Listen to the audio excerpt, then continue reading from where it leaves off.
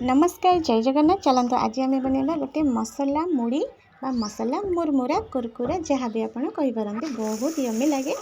मुझे मुड़ी नहीं फ्रेश मुड़ी नहीं मो मुड़ीटा बहुत फ्रेश अच्छी और कुरकुरा भी अच्छी सिपी जाए। गोटे कड़े गरम कर तेल दबा तेल गरम हेले आम एमती सब मूंगफली की चिना बादाम को सब आम छाणीदे।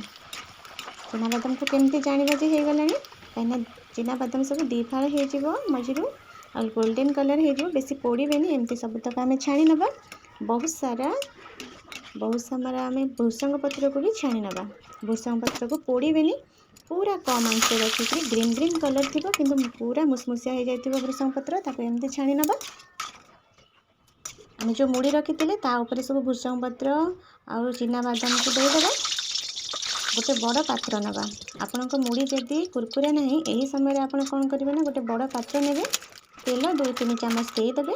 से मोर कति मुड़ी मसला थिला किंतु आपण पाखे जदि मुड़ी मसला ना हाफ चामच ये हलदी गुंड 2 चामच लंका गुंड चाट मसला गोटे चामच सुगर पाउडर गोटे चामच मिसेकी आम देदेबा। ये मसला पोड़ेनि पूरा गैस को बंद करवा एम पकईदेवा मसला को सब पकईदेवा। जदि आप चाहते कि मुड़ी से बड़ पात्र पकईकी गोल पारे ताले आपंक मुड़ी आहरी भी मुसमुसिया रही। मसला सब पकईदे पकईकी हाथ में सब आम भलसे मिसेबा। मकार चिप्स थी मका चिप्स पकईदेवा। आपण मन पसंद जहाँ जहाँ भी पकई पारे जो कौन मिक्सचर आपन को भल लगे जेकोसी सेव आपन को भल लगे पकईबे। चाट मसला टी पकईदेवे सुगर पाउडर टी आउ पकईदेवे लंका जो काश्मीर लंका गुंड ताको टी पकईदेवे। निज मन पसंद मिक्सचर पकईकी भल से हाथ में एमती आम भल से मिसई नवा।